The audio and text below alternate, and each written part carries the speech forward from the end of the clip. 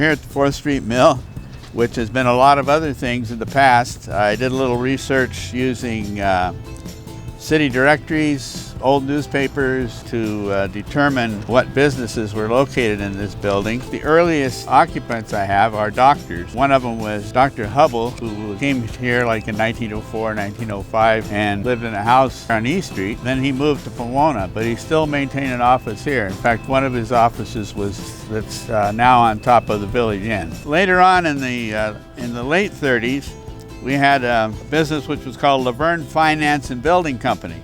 They were contractors and builders, so people could actually, I guess, order a home and get these guys to design it and build it for them. I have a couple of ads. I have one from 1937 and one from 1940. Then in the mid-40s, we had a dentist named Dr. Clarence Worth.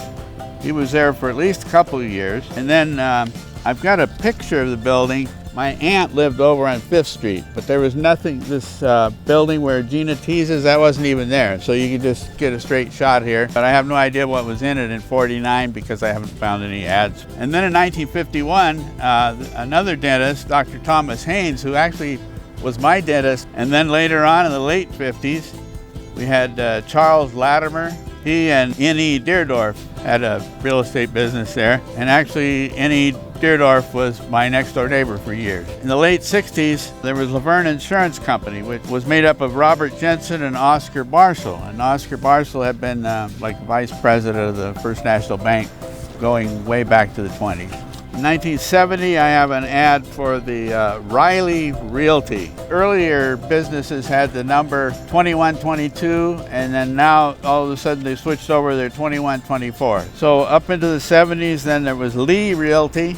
Actually, the people that had Riley Realty finally decided to get rid of the Riley part and just be Lee Realty. And then there was an interesting business that was in here in 1975, Programs for Information and Community Services. And it says, they've made an appeal for donations of canned or packaged goods to distribute to needy families in the Pomona and San Gabriel valleys. Donors can take contributions to the center, 2122 Bonita Avenue. And so it's back to 2122 here. And then I have a photograph when they had a Mexican restaurant here called Casa Garcia. The last thing I actually have here is the public notice of an application for ownership and liquor license for the 4th Street Mill. The door on the front there was from the Pomona Fellowship Church of the Brethren because they put new doors in memory of a longtime person in the church.